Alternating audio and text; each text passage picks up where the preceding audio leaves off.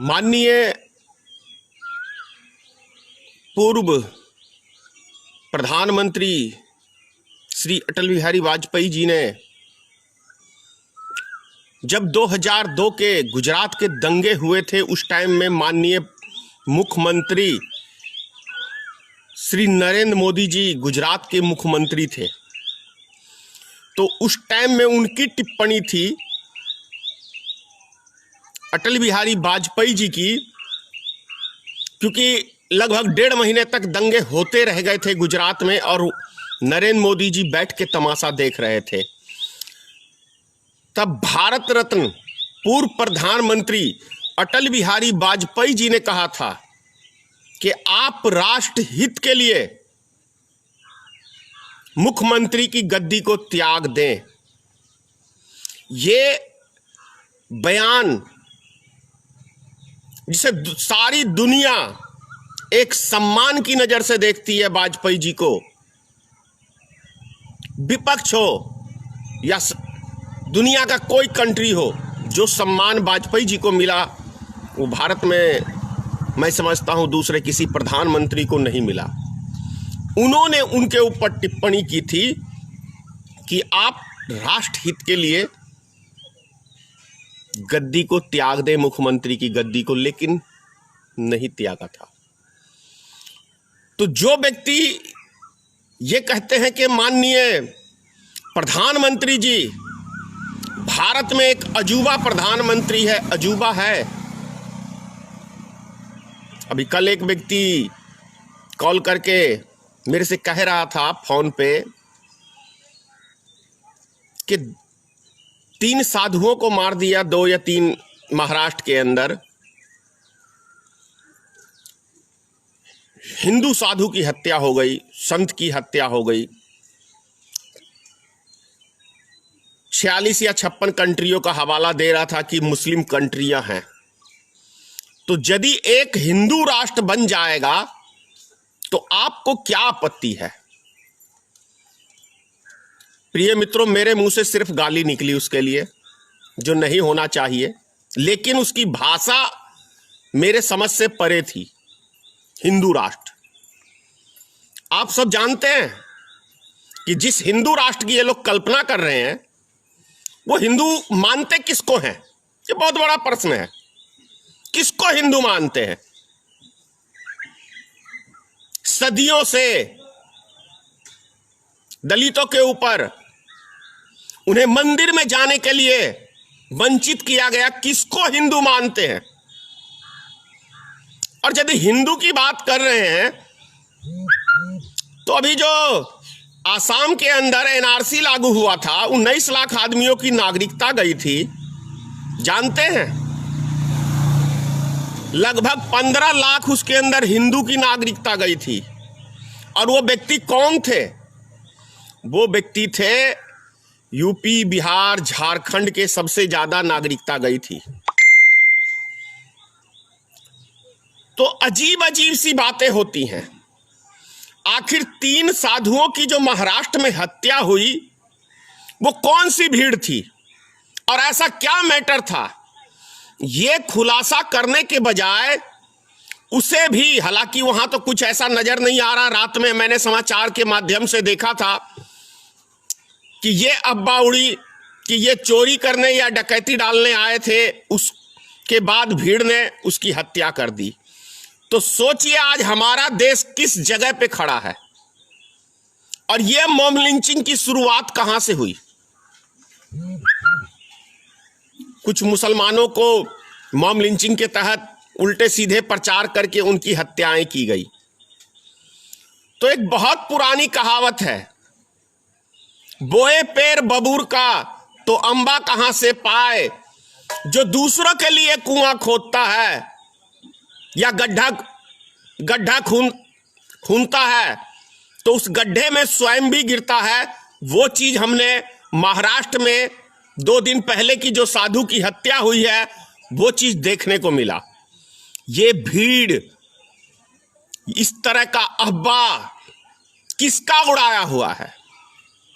किसकी साजिश है? किसके खिलाफ साजिश है? ये हम लोग को सोचना पड़ेगा। नहीं सोचेंगे तो हो सकता है कल उस साधु की बारी थी, कल किसी और की बारी होगी, कल किसी और की बारी होगी। ये सोचना पड़ेगा कि ये कैसे हैं, कैसे हो गया कोरोना वायरस मुसलमानों के ऊपर आके टिक गया। ये सोचना पड़ेगा। बीमारी किसी जाति धर्म को देख के नहीं आती है। और जिस जमातिया की ये लोग बात कर रहे हैं, मान लेते हैं कि मुसलमानों ने विदेश से लाया, लेकिन इस मुसलमान को विदेश से भारत आने के लिए वीजा किसने दिया?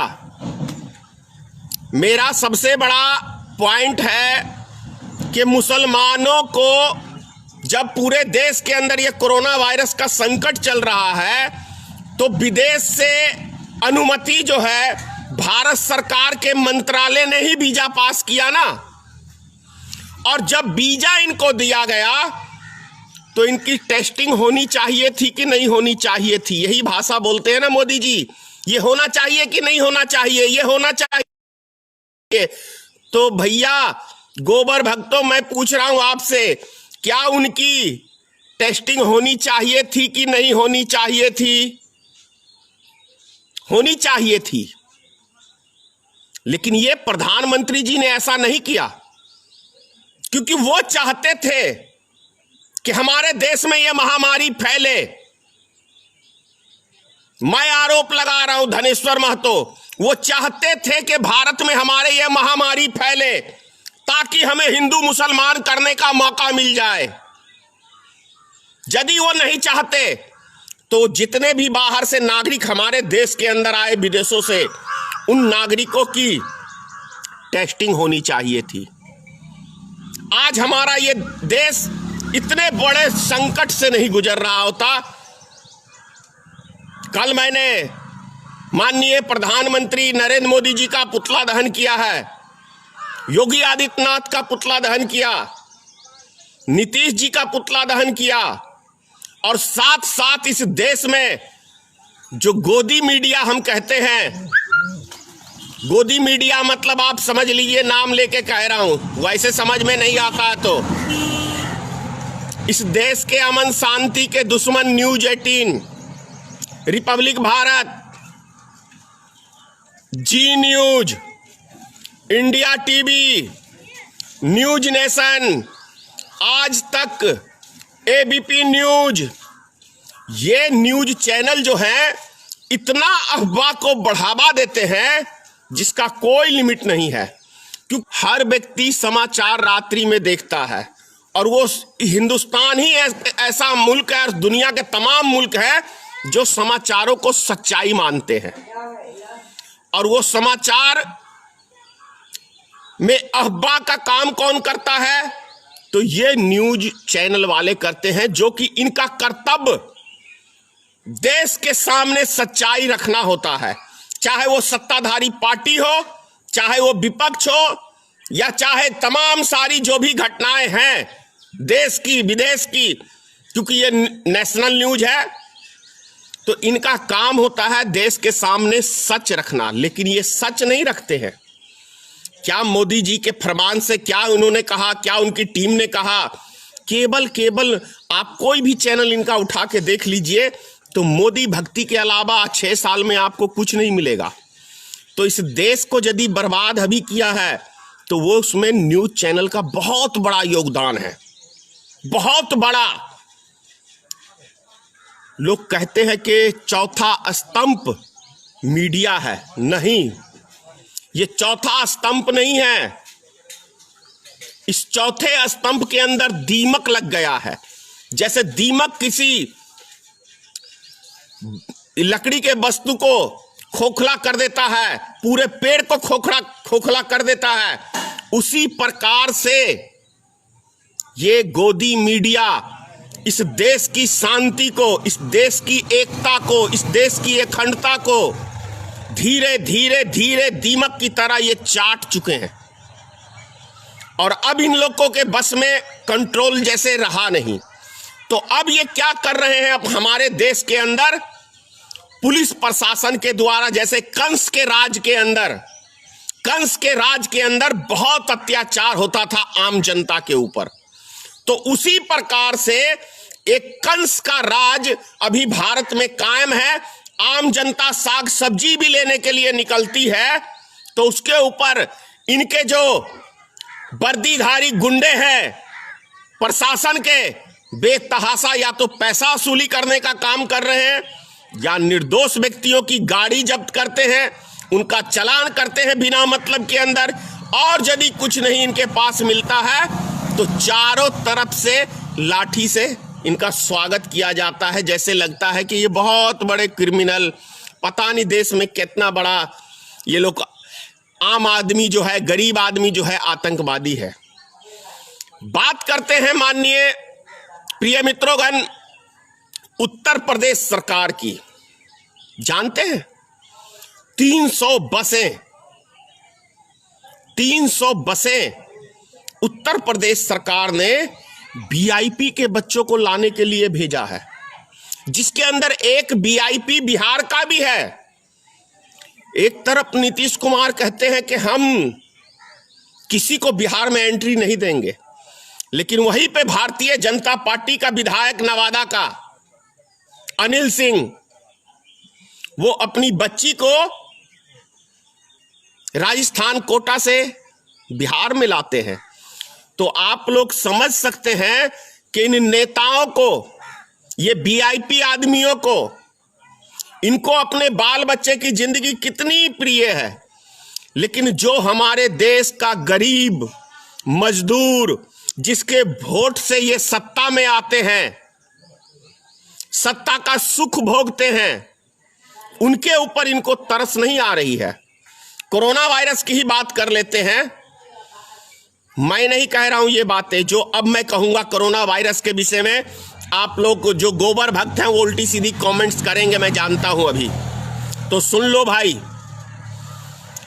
केंद्र सरकार ने ही प्रचार के माध्यम से कहा है कि कोरोना वायरस किन किन व्यक्तियों को हो सकता है। ये डॉक्टरों की रिपोर्ट है, जिसे दम्मा की शिकायत हो,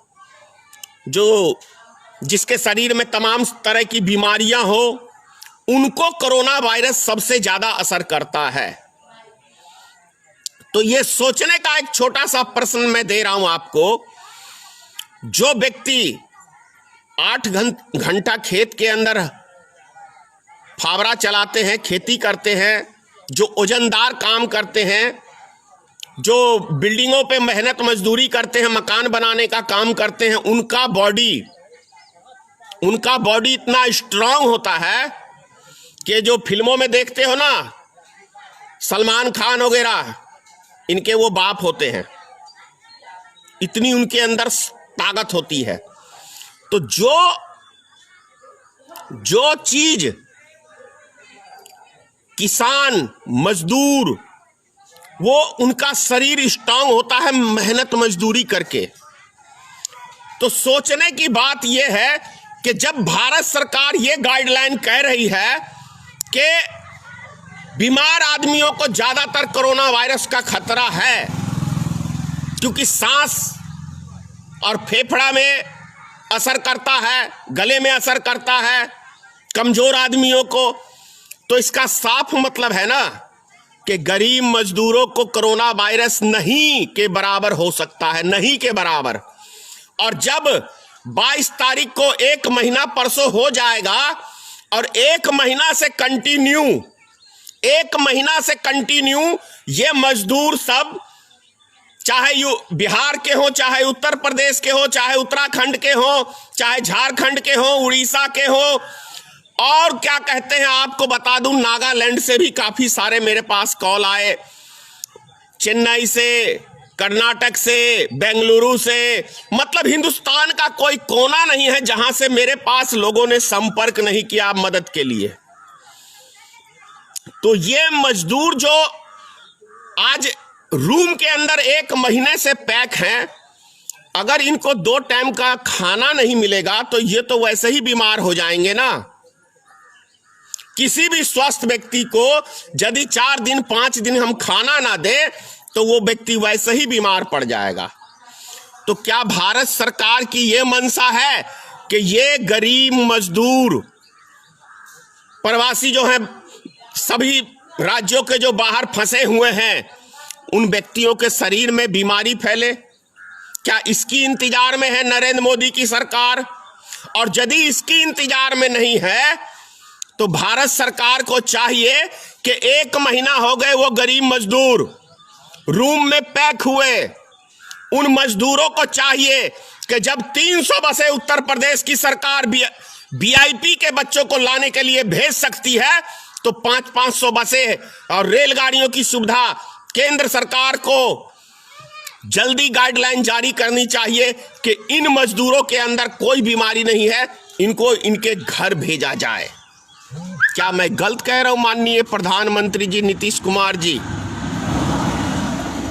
मजदूर एक चीज हमेशा याद कर लीजिए, आप जितने भी हॉस्पिटल में चले जाएंगे तो ज़्यादा बीमार वीआईपी आदमी ही मिलेंगे, क्योंकि वो सुख सुविधा के अंदर शरीर में जो पसीना बहाना चाहिए वो नहीं बहाते हैं, जिसके कारण से बहुत सारी बीमारियां उनको पकड़ती है।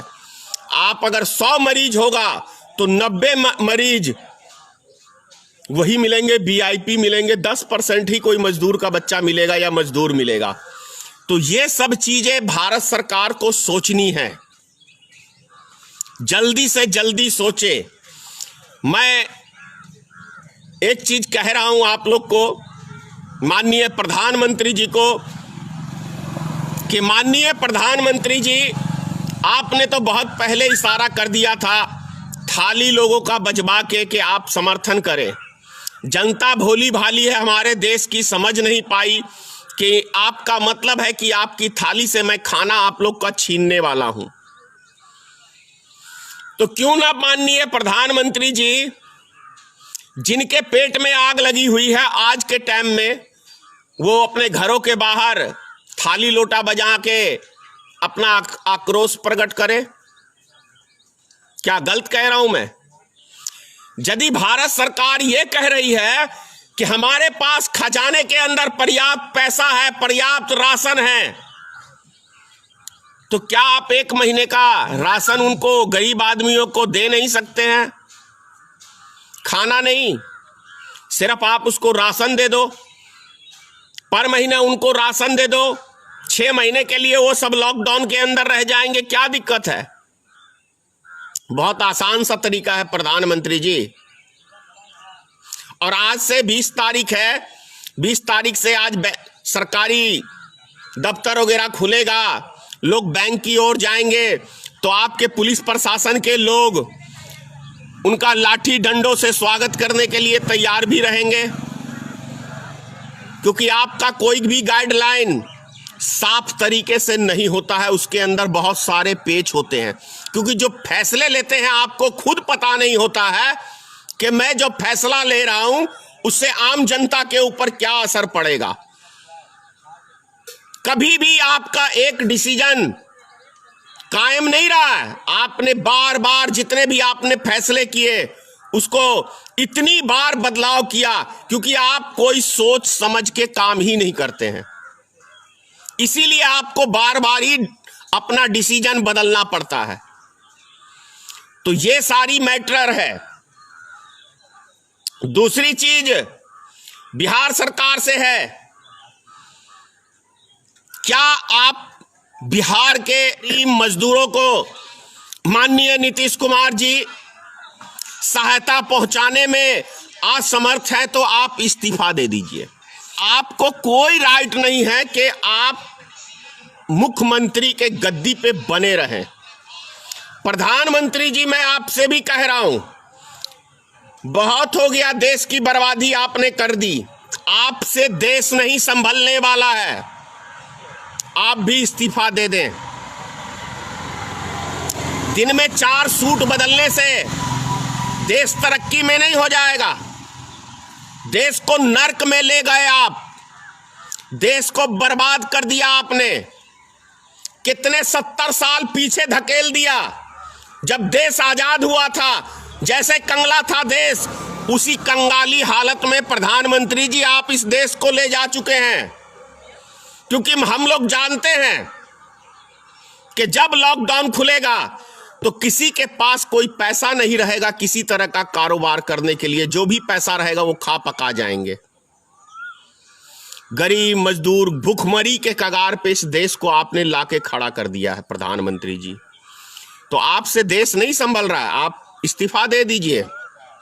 देश की भलाई के लिए जो पूर्व प्रधानमंत्री अटल बिहारी वाजपेयी जी ने आपसे कहा था, सन 2002 के अंदर जब गुजरात के दंगे हुए थे और आपने करवाए थे,